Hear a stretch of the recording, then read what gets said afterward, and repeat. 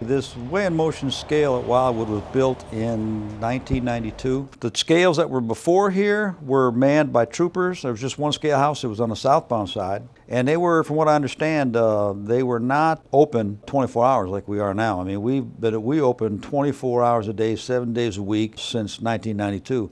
Prior to that, I think they only manned them during the day. The amount of overweight vehicles that were coming through here was astronomical. We were handwriting cases at the time, and I was working the 4 to midnight shift like I am now. Citations come in a book of 25. We would write 25 a night per person. There was so much overweight trucks running down this road after this scale house being closed for so many years. There was no regulation on the weight. They decided one day that the truck traffic was increasing so fast that they needed to do something about it. So they spent years developing what kind of scale house they wanted to put in here, because when they started working numbers, they had people out here working actual truck numbers that were running down this road, and they knew that they needed a type of scale that could weigh 4,000 trucks a day, because back in the early 90s, 3,000 to 4,000 was an average day. We can weigh as many as 6,000 or 7,000 trucks a day now, just going north. It used to be 2-lane when I first started out here in the early 90s, and the ruts in the slow lane were so deep. And I was telling you, I was just driving a small pickup truck back in them days, and you didn't really notice it. It was bad, but you didn't notice it until it rained. And when those ruts filled up with water, they were very difficult to maneuver a car. A big truck, you probably do all right, but a little car, it would take you right out of the road. Anything on the road is going to create damage to it. It's going to break it down. When we say create damage to a road, we're not talking about dragging something behind your car, your truck, tearing up the asphalt. We're talking about any weight on a surface is going to create wear and tear. If you have the Florida super hot summers that asphalt gets 150 degrees, you got 80,000 pound trucks running across it, it's going to create a lot of damage to the road. And the majority of the damage to the road are done by trucks, and that's simply because of their weight. Simply because of their weight. But all vehicles create damage to an extent. The weigh stations are a deterrent. We're here to keep the trucks in compliance with the weight standards the state allows. They stay within those standards of the weight. The 22,000 single axle for Florida, 44 on a tandem, 80,000 pounds if you're 51 foot or longer. And that's going to keep, our roads are still going to break down, yes, but they're not going to break down at that faster rate to where they need to be repaired in just a short number of years. Our scales presently are 76 feet long, so we can weigh some awful long trucks. They come in 3 sections. We can weigh an ungodly amount of weight. I've had vehicles in here over 300,000 pounds, but they are platforms, so we can separate axles. So when you pull up, we can separate your steering, your drives, and your rear tandem. The guys that are real long and they have sometimes 8, 9, 10, 11 axles, they like coming into these type of scales because we can weigh them, number one, accurately. We know what we're doing here. We're not a cat scale. We've got a lot of drivers in here that would get weight on a cat scale and they'll drop their last axle off and they'll think they're okay, and they come in here with a cat scale ticket and they're 15,000 pounds lighter than we got them on. Okay, what they're going to do is they're going to enter the on-ramp. They're going to see a sign that says maintain 45 miles an hour. And you want to maintain your 45 miles an hour. If there's one thing that will plug the system up quick is dropping your speed. Do not slow down or speed up, because it will bring you in for either one of those two. Those parameters on the speed sensor are set low and high. You'll see these 2 little white spots right here. Once you cross that weigh in motion scale, by the time your front axle hitting that scale and your last rear axle hitting that scale, we know everything about you. It will tell us your total length, distance between your axles, the weight of each axle, how long you are, how wide you are, how tall you are. The only thing we don't know is your first name. We know everything about you before you even come in here. Now, if all that is good, if all those dimensions are correct and all those weights are correct, then that system is just going to guide you right through the scale house. You're going to be gone. You'll shoot all the way out right past the scale here and right back out on the interstate. So you'll drop down to 45 miles an hour for about approximately 20 seconds. That's what it takes you to run through the scale house, about 1.5 miles. If you do set off one of the predetermined weights in the computer has different weights. It'll bring you in at, say example, it might be set at 76,000 pounds. So anything over 76,000 will come in. And when it brings you in, it'll slide you down this lane here. And then you'll get to a point here and it'll direct you to either scale 1 or scale 2. And you just follow it onto the scale. Make sure you make your complete stop prior to coming up on a scale. And then pull up on a scale. Wait for the inspector to give you a green light. If you don't get a green light in a reasonable amount of time, please don't beep your horn. Could be something wrong with the weights. Could be, we get a lot of fuel trucks in here and their weight is constantly shifting and we don't know what they weigh until they lock in. So depending on what you're hauling, just wait for the green light. Once you get the green light, you're free to go. Okay. It's very important to maintain that 45 miles an hour in 100-foot intervals. If you're not maintaining 100-foot intervals, how do you know you're reading your arrow and not that guy in front of you? The virtual dimension monitor is talking to the weigh in motion monitor because it's giving you these dimensions. When the computer directs the vehicle into the scales because of a violation of either weight or dimension, then this information is transferred to that computer and all that just like that. Yeah.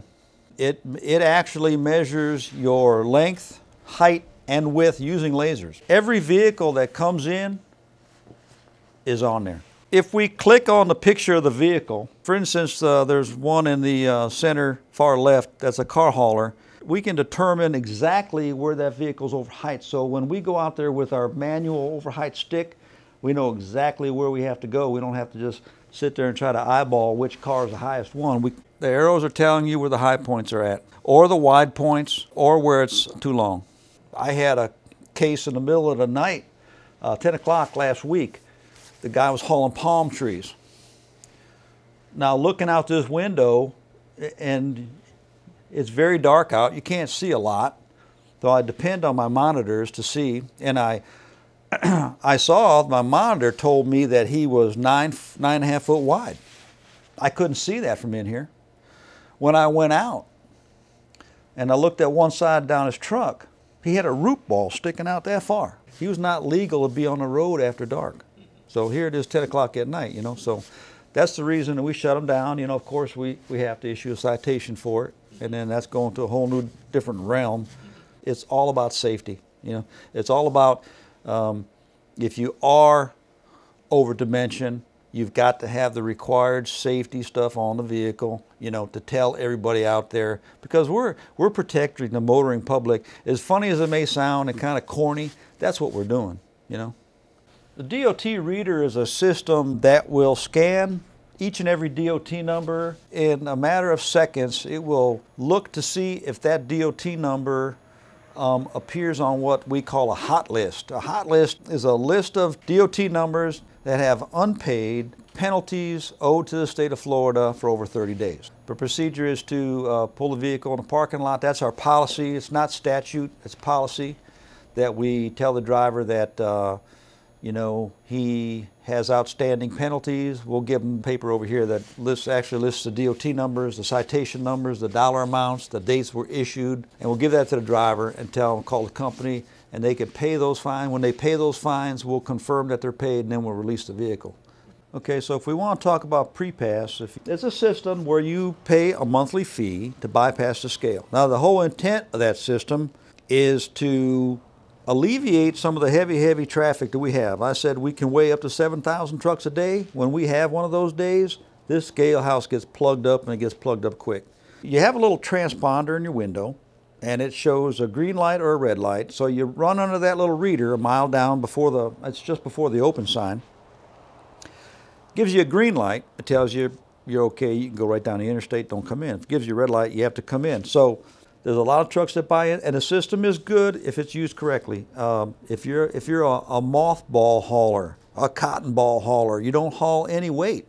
Styrofoam, we see it all the time. Pallets, you know, whatever you might have that you just never get overweight. That's the system you need to be on, because you'll never have to go into a scale house. It does have a 10% pull-in rate, so 10% of the time you will get pulled in. But that's the system was designed for light trucks. Unfortunately, a lot of the vehicles that tend to run heavy also buy into pre-pass. So here's this vehicle now. This one just came in. He's overweight. It's weighing him at 79,700 pounds. He's going to come in. Here he is right here. He went to the swim sort split right here. He didn't get the bypass lane because he's heavy, so he's got to come in. So he's going to come in. One of these lights are going to light up here. Here he comes. Even in a fog, you can watch these trucks come down because there he is right there. You can see him out there on the lane coming in.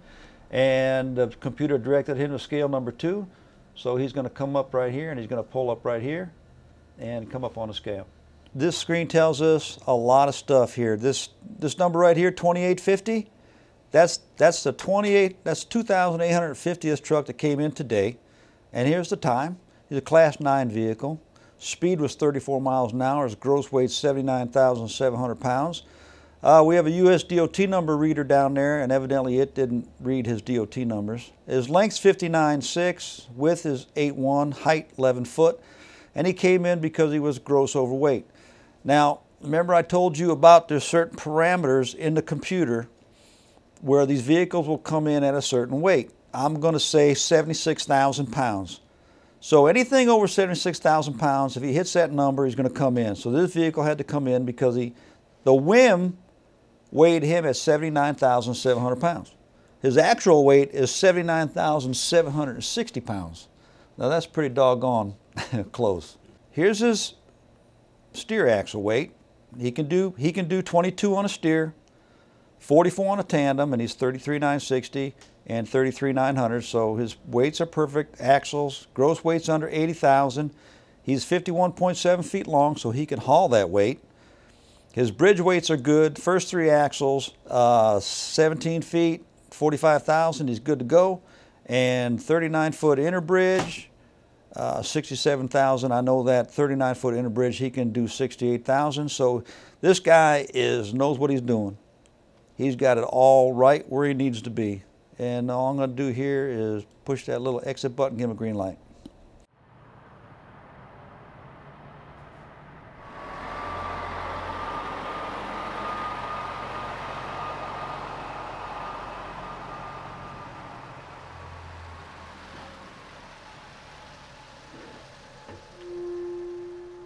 But let's say we got a 10-axle or 6-axle truck. I'm going to right-click Accumulate Axles. This little box is going to show up. So I'm going to click on his steers. I'm going to click on his drivers. I'm going to click on his rear tandem. It's recording the weights up here exactly like you see them here. Now I'm going to tell the driver.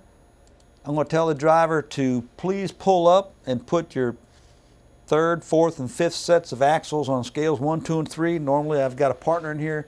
One of us will go outside and direct the driver to put those 3 axles on those platforms again. So let's say that this is axle number 4. I'm going to click that one again, and this is the next set of axles. I'll click that one again, and that's the next set. So there's all your sets of axles. He's got 6 sets of axles, and we just recorded every one of the weights. And all we would do right here tells you that total weight would come to 159,100. We just print a ticket. Bam. The permit office, when they issue that permit, they'll only give them a certain amount of weight per axle. So you have to break it down. It might tell you he can do 44 on a tandem, maybe he can do 50 on a tandem, maybe he can do 60, whatever. But you take those weights and look at his permit, make sure he can do all that. If he can do all that, the weight issue, and the permit says that he must have 11 sets of axles, whatever, he's in compliance, that's all good. Now we got the length aspect. That's the dimension part. So now we're thinking, okay, how long is he? We'll go out there, and depending on what the permit says and what we have in our hand as far as our weights and measures, we'll determine whether we need to measure it. Now, based on looking at his permit and looking at our weight slips, that's going to tell us whether we need to do more work, whether we need to, maybe measure axle spacings, or maybe measure total external bridge length, or maybe we need to, maybe his permit's only for 10 foot wide and we think he's 12 foot wide and we might have to measure his width. Once we get out there and we start looking, then we'll find out. We're not looking for a violation. I want to get this straight. I suppose you have people out here in these positions that do that. I'm not, when I go out there, I'm not looking for a violation, okay? I'm looking at whether the guy is legal, whether his permit, and sometimes it's a permit office mistake. I can't count the number of times we've called the permit office and said, hey, look, this guy says that he ordered a permit for 15 and you only gave him a permit for 14. Now, most people will just start writing that ticket. Bam. Well, you're 15, permit only says 14, gotcha. If it's a day shift, and you can call the permit office, you can ask them, hey, you tell them who you are, and they'll get, when you tell them you're an inspector out here looking at a permit, they'll get with you, they're on you right now. So you tell them I got this permit, driver said he applied for 15 feet, he's only got 14 on his permit, what do you say? Well, let me look up the application. Yep, he requested 15 feet. I'm not going to write him a ticket, am I? That's what he requested. Just because his permit says it, he requested that, it's the permit office's fault, right? So what we'll do, park the driver, say, hey, sorry about that, but they have to redo your permit. It's not going to cost you nothing. We're not going to issue a citation. It's not going to cost you nothing. The permit office will issue another permit for 15. They'll fax it here, and you'll be on your way. A lot of people will just write it and say, tough luck. That ain't the right way to do it. Weight and dimension is not the only thing we enforce in this scale house. Okay, there's a lot of other things. While you're on that scale, even the empty trucks, just the cabs, got to have fuel stickers. I'm going to look and make sure you got a good tag. I'm going to look at, if you got a temporary in the window, I want to come out and look at that temporary. There's lots of other things we look at, so it's not just weight. Certain scale houses enforce this more than they enforce that, and it's weird. We don't all do things the same way. And we've always complained about that, you know, why we don't. But we kind of get into our own little patterns out here. We work by ourselves a lot, and we kind of say, oh, okay, well, you know, I mean, I have my own too. Now, kingpins, for example, my partner and I have an understanding. We give the drivers, I was always taught to always give the driver the benefit of the doubt, always. That's the way I was taught. That's the way I teach people. So, a kingpin setting, 41 feet, right? We don't write them till they hit 43. I give them 2 more feet. And I figure it this way. I not only give the driver the benefit of the doubt, I take into consideration maybe I didn't measure it quite right. So I know it can't be 2 feet off. So 43 is a magic number. So we give you that little bit of extra, gives you a little bit, you know, to play with. And if you hit 43 though, you're toast. You know, we got to do something about it. Overhang. Car haulers are restricted to, if you've got a front load overhang, and you see the car haulers, the car hangs over the front, and then they hang out the back. Well, they can only do a maximum of 3 out the front, 6 out the back. I'm not going to write a guy for 6 or 7 inches of overhang. But if he hits a foot, it's got to be a bona fide foot now, then I get him. So we give him that little bit of extra. And I tell the drivers that. I don't hit you up after 3 inches like the law says I can do.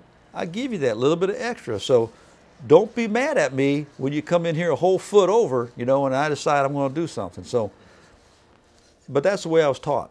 Give them that little bit of extra. Not everybody does that. You run a little bit overweight, if you would pull that rear light on your right, bring us in your tractor and your trailer registration, driver's license. The vehicle was 1,600 pounds overweight. I asked the driver to pull in the parking lot and bring in his paperwork. At that time, we didn't know he already had a citation issued to him. So he'll park, he'll come in the scale house, and he'll have his little ticket in his little envelope, you know. That's the old telltale sign. We know he's already been issued one. And once issued a weight ticket, you can resume. Lots of guys will come in here, and they will be 1,000 pounds overweight, and they'll tell us, hey, you know, I've got a quarter tank of fuel. You can add fuel. The only problem is when you leave Florida, all that extra weight you put on is going to apply to the next state. So you're good in Florida, but you're not going to be good somewhere else.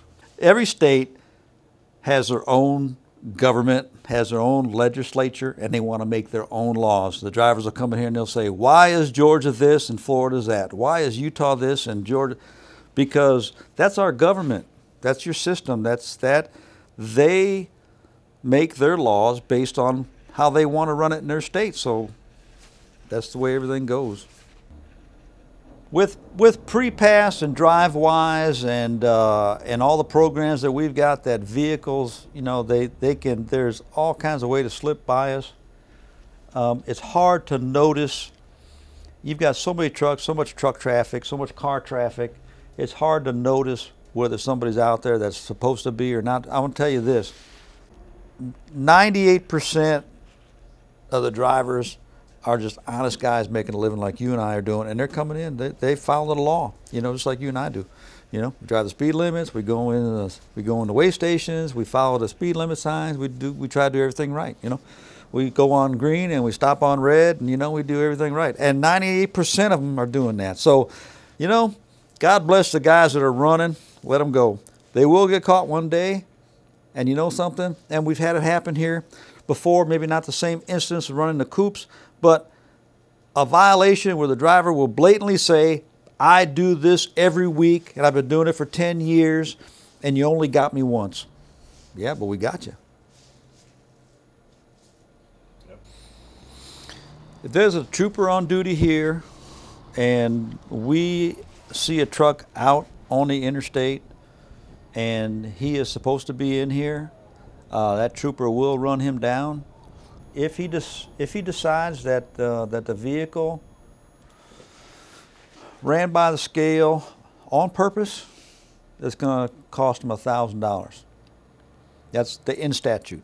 That's a money amount that state legislature said to issue him a ticket for $1,000. I will say that doesn't end there, because when the trooper writes you a ticket, it goes on your driver's license, okay?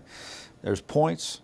I don't know how many, because we don't do that, but you ask a trooper, he'll tell you. So it's not a good idea to do that, but I've had a lot of drivers in the past, and I've been out here 22 years, so I have drivers that told me they pulled over on the interstate in a safety lane over here and walk across the ditch and into the scales and say, hey, I couldn't get over.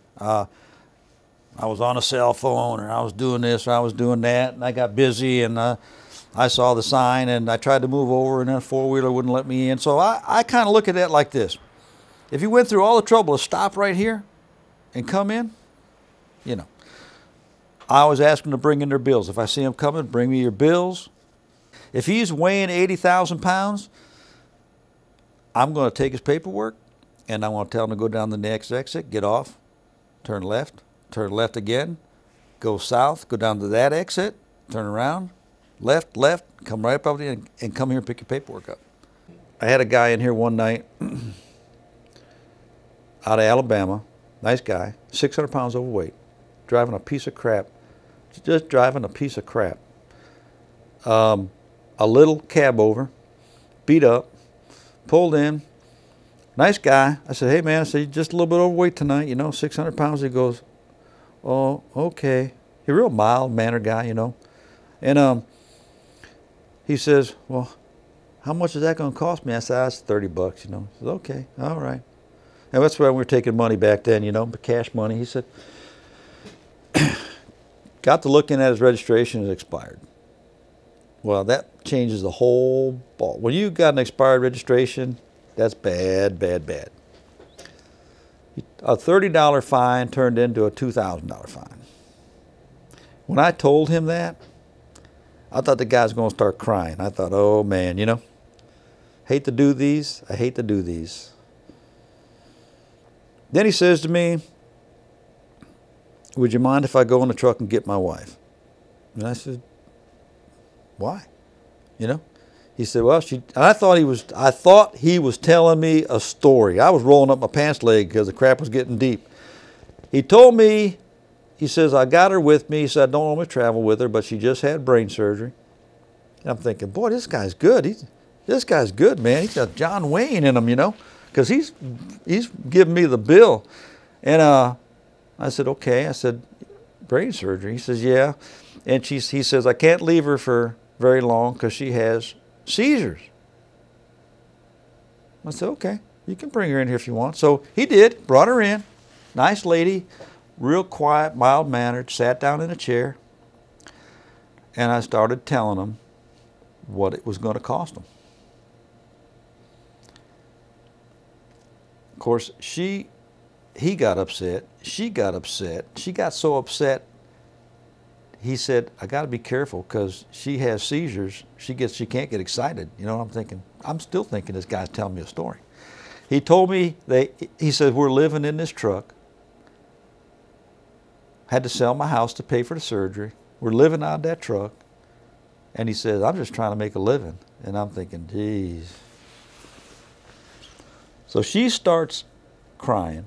Then she starts shaking. Then she falls on the floor.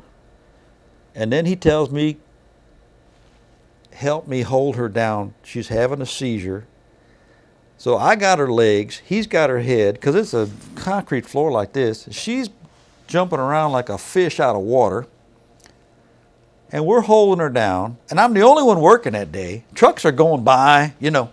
No one's weighing trucks because I'm holding this lady. She's bouncing around like it's unreal. So after about 15 minutes of that, she starts settling down. She starts shaking and carrying on. And now, if this was an act, my God, I'm going to give him an Oscar. I ain't kidding you. After all that, got her back in a chair. Half hour went by or longer. And I got to thinking, I said, I can't do this guy, you know. I said, look, got 30 bucks on you? Yep. I said, I'll write the ticket for the 600 pounds. And I must have just overlooked that expired registration. And I said, please don't go through no more scales, man. Because somebody else is going to bust your ass. I swear to God, don't. I said, whatever you have to do to get back to Alabama, do it. But don't go through another set of scales, you know. Man, I told you I could write a book. Man, I ain't kidding you. Stuff like that happens every day out here, you know. I mean, not so much the last few years, but the first 10 or 15 years out here, it was a circus. It was one thing after another. In fact, I worked with a young black kid. His name was Richard Jones. He deemed me the magnet. He called me a magnet. I said, why do you call me the magnet? He said, because everything happens when I'm working with you. He said, none of this crap happens when I'm working. He says, it only happens. And I mean, we've had hookers in here. I mean, oh my God, that just keeps going on and on and on. Why would hookers, with truck driving hookers or something? Or? Look, we're in the middle of nowhere. Where'd she come from? She didn't drive in. She all of a sudden pops through the back door. Hi guys, how's it going? No car. Well, look, I told my buddy, I said, is there a truck out there? No truck, no car, nothing on the interstate. No. Where you come from? What? And she just started a conversation, you know, hi, how's it going? We're thinking, I said, Richard, what she want? So I don't know. Oh boy. Was this when you guys were still taking money? I don't remember. That might be. But the real drivers, what I call real drivers, know that we're not here to be a pain in their butt. We're here to do a job. Now, I granted there are people out here that probably are a pain in the butt. But trust me, for every one of us, there's one of them, okay? So we get it on both ends too. We get some pretty nasty drivers in here. Most of the time, that's not true. Most of the time, we get a lot of good, most of the drivers are great. Explain the law in detail, and they understand. You have no problems with them. You're going to get a couple of them that still don't disagree, but you know, it is what it is. I treat the drivers like they treat me. Okay, you come in here, you got a great attitude, I got a great attitude. I'm still going to give you the fine. I can't get past that. I'm still going to give you a citation, but I can be nice about it. If you can be nice about it, then we can get business done and get it out of the way. There's a driver's restroom in the driver's room, and that's specifically for drivers. There's what we call a comfort station in the back that has, next to the inspection barn, there are 3 restrooms, male, female, handicap. The four-wheelers can use it too. You know, if you got to make a potty stop, and I mean, we're 10 miles in between exits, so I mean, you missed 2 golden opportunities. One of the main things I'd like to stress is that at any Florida scale, the drivers can park overnight, free. Okay? Ain't gonna cost you nothing. And let me put this rumor to rest. I wondered one time why we used to line that back parking lot up at night. There used to be so many trucks out there that you couldn't breathe because of the diesel fumes. I'm not kidding you. And all of a sudden, they disappeared. And I started asking drivers why they're not parking back there anymore at night. Why do you want to go to a truck stop and pay when you can park here for nothing? Because we don't want to get a DOT inspection in the morning when we wake up. I could tell that's not going to happen. Our officers were specifically told, don't you go in that rear parking lot in the morning and start knocking on doors. Don't do it. So that I can't say would never happen at another scale house. I can't guarantee that because I only work here. But it won't happen here. My forte is in training and education. I love doing those two things. I find myself doing a lot of it doing this. The sad part of the job is having to actually issue that citation. I've been here a long time, threatened to quit an awful lot of times in the last 22 years, trust me. And now I'm in, Florida drop program, so I'm within 5 years of retirement. If you interviewed anybody else out here and they heard me tell you that I've enjoyed this job for 22 years, I don't think I could stop them from laughing.